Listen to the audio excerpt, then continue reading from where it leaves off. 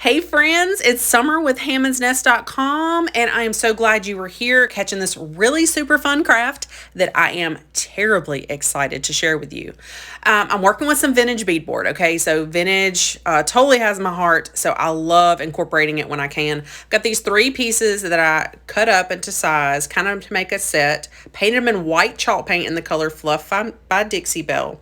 And now I'm doing a wet distressing technique. So all I have here in my hand is a baby wipe. And before this white paint is all the way dry, I'm pulling back some areas to reveal that beautiful original finish underneath on that vintage beadboard, okay? And just kind of, I feel like this gives you a more authentic distressing versus taking a sander to it. So just depends on the project. Sometimes I sand, sometimes I do this. But after I get all the spots removed that I want, I'm going to let all 3 of those pieces dry. Then I'm going to come back with another baby wipe and touch the places to get rid of any haziness that the chalk paint, it kind of creates. If you've ever done this, it just creates this haze. So we want to pull all that back. The next step in our little carrot cuteness is going to be to get some ripped fabric. Now, because I'm making carrots, I chose an orange color. I chose a vintage kind of looking color to me. It's very muted, kind of like a burnt orange. And we're going to start building carrots. Okay, so here's where the little bit of magic happens. I found it easier to use some regular Scotch tape to place down my first starting point. And all we're doing is we're taking this fabric, we're twisting it and we're winding it back and forth down the board, creating, well, a triangle basically, which will, by the time we're adding all the other embellishments, will definitely make you think carrot. Wait till you see how cute this is. But I found that this might be a good tip for you if you're building these for the first time, to tape everything and then slowly get your hot glue gun, slowly remove the tape, tapping down and gluing as you remove the tape in places. That way you could form your shape, because you really might not know how much fabric you need or how it's going to shape out. And then doing it with that tape technique did turn out really nicely. Now on the other 2 here in a minute, I'm going to speed up because the other 2 boards that I have, and you'll see I kind of just freehanded those. I didn't use any tape, but I really wanted to show you this tip. So now that we have that big one all glued place, look how cute that is, y'all is pretty precious. Okay, so now I'm doing the second board. I'm just going to speed through this pretty quickly.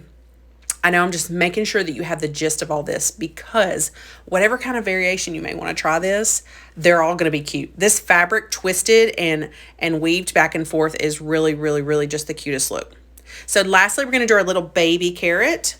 Put that orange fabric on there, weave back and forth.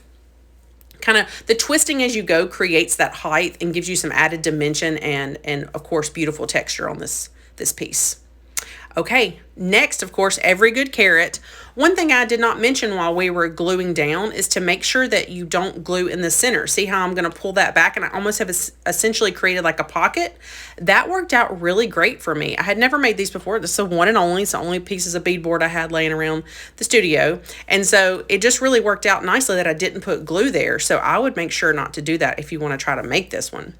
So then I just kept putting glue on the tips of my greenery. I picked up this garland at Hobby Lobby. It has found it very useful for the spring season. To me, it looks so realistic, like the carrot greenery. So I just keep picking at that and working it in and getting the perfect amount of greenery for all 3 little carrots. Now, of course, these are cute as is. You could stop here, but I'm not going to. I'm going to keep adding some really precious embellishments. Now I have some moss that I'm going to add in. And all that I do here, here's a little tip for you. Glue, if you're changing glue sticks, put a little dab of glue on your new glue stick and put it in, and it adheres it to your existing glue stick so it doesn't fall out. Okay, so all I'm doing here is I am gluing my moss on the top of every carrot. And all that is just a little dab of glue and a gentle press, and it holds in place nicely. As a final embellishment, I have this beautiful green fabric with a very subtle print on it that I thought was absolutely perfect for the whole look we have going on here. And all I'm doing is tying simple little bows and gluing them on top of the moss and trimming up the little tails. I'm going to do that for all 3. And my little set of the cutest carrots you ever did see, I believe, will be complete. Oh my goodness. I hope y'all enjoyed seeing this one come together. I hope that you will give it a try. If you do, please let me know. It is so fun for me to see what y'all do with these ideas. So here's the reveal. I have this styled a couple different ways. So one, I have it all decorated in this vintage basket with burlap and eggs just to kind of give you that real Easter feel. And then I'll show you just so you can get a close-up look of them up against a dark background. See how beautiful these turned out. Thank y'all so much for hanging out and watching, and I hope that you have a great day. Bye.